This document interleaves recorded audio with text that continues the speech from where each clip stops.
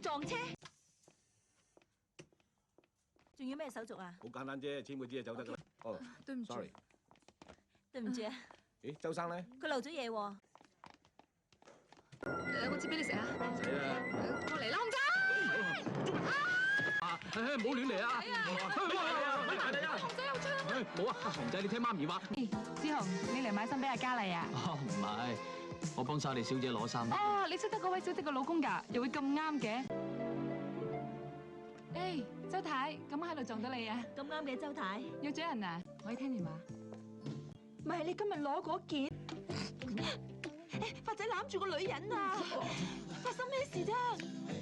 我都想問下發仔。有子雄嘅未婚妻嚟嘅，黃色衫個女仔亦都係子雄嘅未婚妻嚟嘅。唔該。啱嘛？如果兩個女人一齊開聲叫老公，我送你去醫院。啊，老婆啊，我落街買份報紙先啊。唔使啦，我幫你買咗啦。漏煤氣啊！你間屋漏煤氣啊！我都聞唔到嘅。漏煤氣，你鼻塞啊！你入去睇睇啦，入去睇下啦。聞唔到喎。抽煤氣未咧？你問清。翻嚟。老公。誒，明豔無就音啊！呆呆獨坐，直至六時。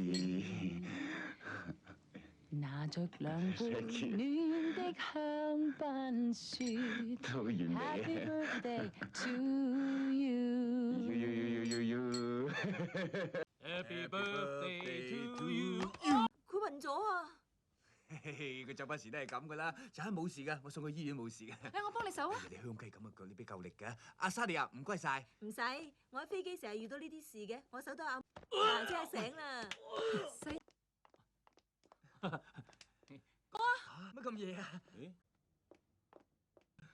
講緊咩啊？我點知噏乜啊？我都想知我噏乜啊！誒，你等陣，你揸住啦。阿 Sir，你講啲嘢好複雜，不如你入房解釋一次俾我聽。佢女人身材邊有咁高㗎？救命啊！咩事啊？救命啊！呢個妹佢做咩啫？